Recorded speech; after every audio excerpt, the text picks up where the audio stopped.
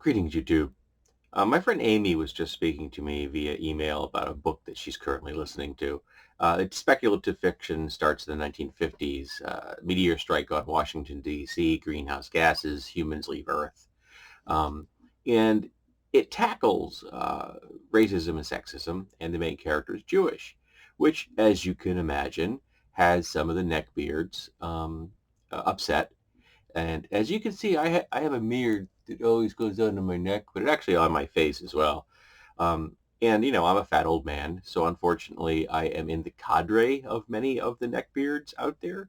I've been around long enough that I can, for example, remember the last season of the original Star Trek showing for the first time. I actually watched the first episodes of that season, and I have memories of them as a child. I was born in '64.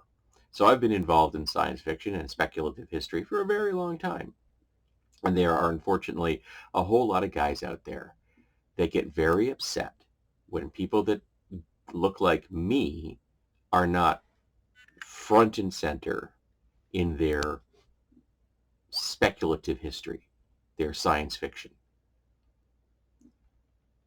It drives them nuts. Heck, they get upset if a fictional creature like a mermaid isn't lily white. They'll even use science to tell you why that lily white mermaid isn't more sensible than a black mermaid. Yes, they'll actually do that. It's disconcerting and somewhat depressing. And I gotta tell you, it took me a long time to get to this position I'm in. Far too long. I let my privilege blind me to things for a very long time. I read a lot of science fiction in my day. Read a lot of fantasy. And when I say a lot, I mean a lot. When I was a kid, like 13, 14 years old, actually starting probably around 11, in the summertime, I would read a novel every day when I wasn't at school. Just read and read and read. I owned thousands of books in my day. I've read hundreds and hundreds of novels, many of which is just kind of blend together in my brain. I blame my ADHD and my mental illness on that one. But I just kind of got used to the idea that every time I read a book, it was me. And that's really easy to do when all those books, for the most part, the ones I was accessing, did in fact cater to me. They were aimed at me.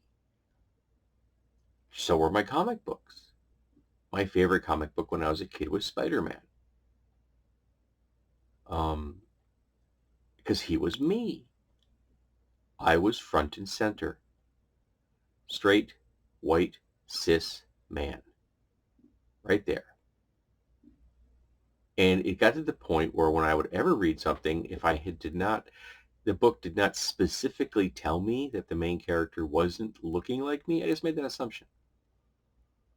And then was always kind of shocked when I found out that the main character wasn't just like me. Now I didn't get angry because I'm not a racist, even though I have in my life done racist things. Why? Because I'm a white person in America.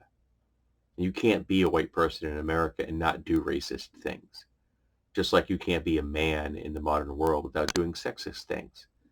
You can't be straight without doing homophobic things. You can't be cis without doing transphobic things. You just can't. The person who was raised to be an actual decent citizen is a rare, rare thing. It's hard in our world to do that. But it's worth the effort. It's worth the effort to realize the mistakes you've made and stop making them and try to make amends for them.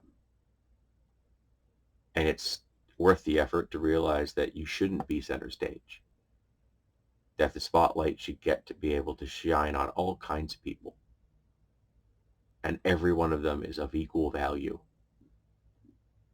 except maybe, the Nazis, they're not really worth much. Um, and I'm tired of it. And I can't imagine how tired my friend Amy is.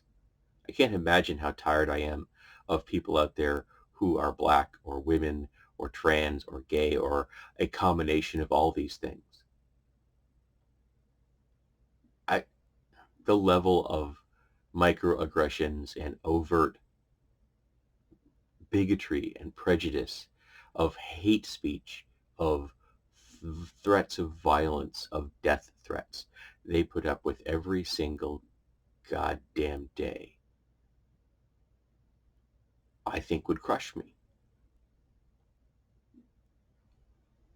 And it sucks that they have to put up with it, because so many of the neckbeard man babies think they should be center stage, right there in the front.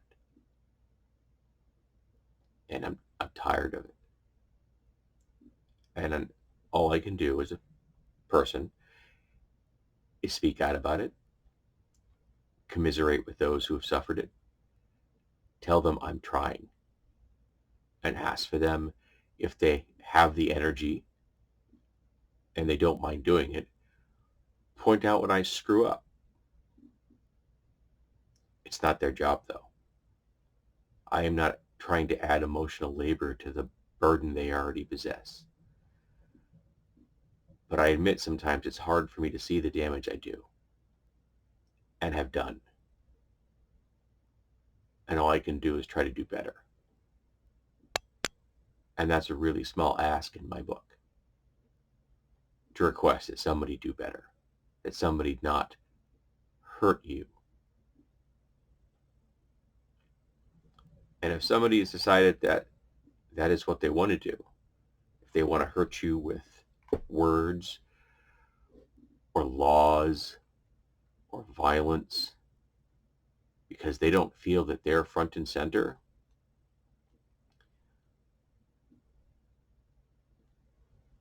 they're a really horrible person, and they have a lot to make amends for. And my fear is they don't care.